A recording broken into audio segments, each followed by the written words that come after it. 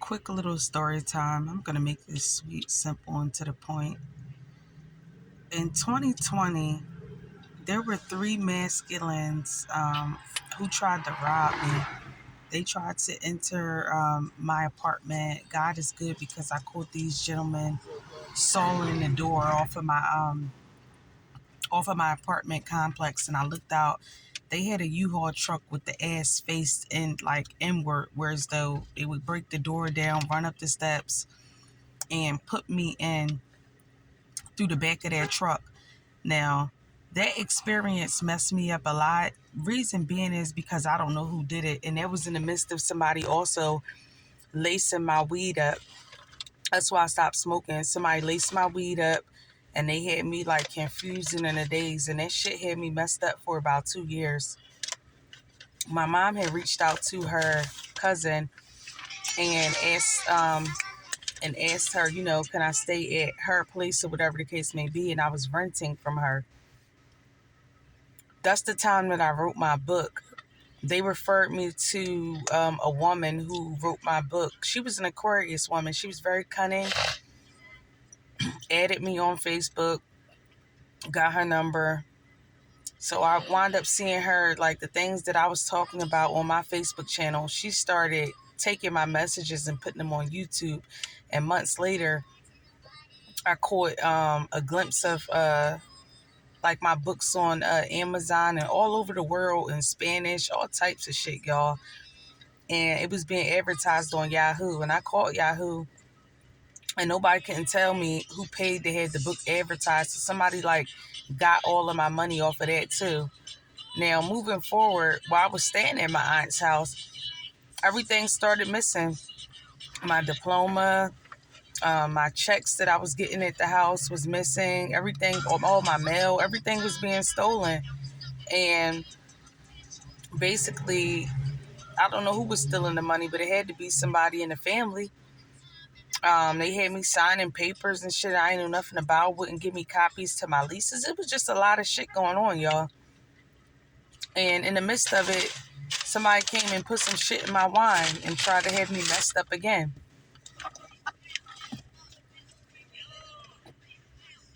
Basically, the house that I was living in, though, like from the census that I got from it, it was like a brothel. I don't know, it was like prostitutes and drug dealers that lived there before. I could feel it. And it's like they tried to replay a movie to have me acting like I was the main character because they already knew I was fucked up. But that was their plan from the beginning to drug me and had me fucked up. But God is good because while I was fucked up, I started writing books and making candles, and the story just wasn't going how they thought it was going to go. They wanted me to lose my job so I could become a prostitute because I told y'all it was like a brothel that I was living in. I knew it because I feel everything. I'm an empath. I knew it. So none of it would work out. So they kept on sending me people towards me, people who possibly wanted me to screw them so they could get it on camera to make people think that I was some sort of prostitute or sex worker, and only got 6 sexual partners in my life. None of it worked out because I was never the type that was just frivolous with my sexual energy, willing to just sleep with anybody for opportunity or to do anything. It wasn't my cup of tea. Fast forward, somebody still got people connecting to me at this time, still trying to write stories on my life, but don't want me to get paid for it. It's just like, what's up with y'all people?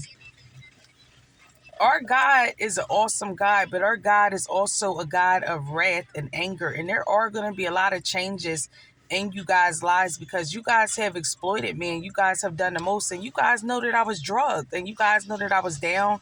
I was abused. I was getting my ass whooped. Y'all knew it. And I had the courage and the strength to walk away, and that bothered you guys. So go ahead and keep on spreading rumors about me, defamation of character, and doing whatever, because you guys are going to see a lot of unfortunate events, and it's going to be happening to the people in you guys' family. Because one thing God does say is, touch not my anointed one. And you guys have done the most to make it look like I'm not anointed. I am who I say I am. I'm not embarrassed of the things that I've been through. We got to know our environment shapes our behavior. Anything you guys ever seen me do is things that I seen you guys do. It's things that you guys taught me. So over the last few years, I've been trying to reprogram myself and become the woman that I'm supposed to be, because it's not the woman that you guys taught me to be. And see, what triggers the family is because I'm a better woman than what you guys are. I put effort into the things that I do, and I never linked on a man and depended on a man to do things for me.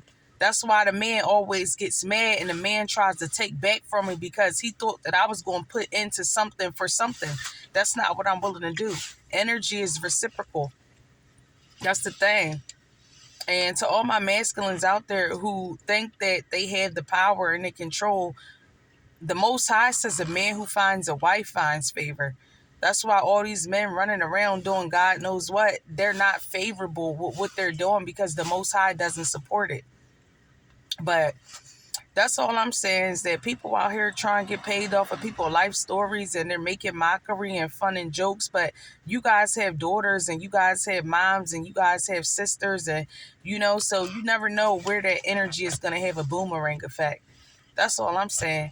But that's just a short history on me. Them guys tried to kill me. And then when I moved into my aunt's house, somebody tried to kick the door open over there too. I've been traumatized my whole life. This is what they want me to stay in, a traumatized sphere and energy. But the thing about it is that the way I'm built and set up, if a person come towards me and they try to harm me and mine, I'm going to take that motherfucker out. It ain't nothing scared about me. I'm going to take that motherfucker out before they take me or my family out. And that's just on that.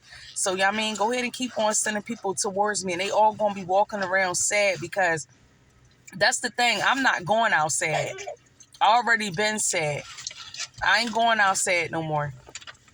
Y'all going to be the ones going out sad. Take care.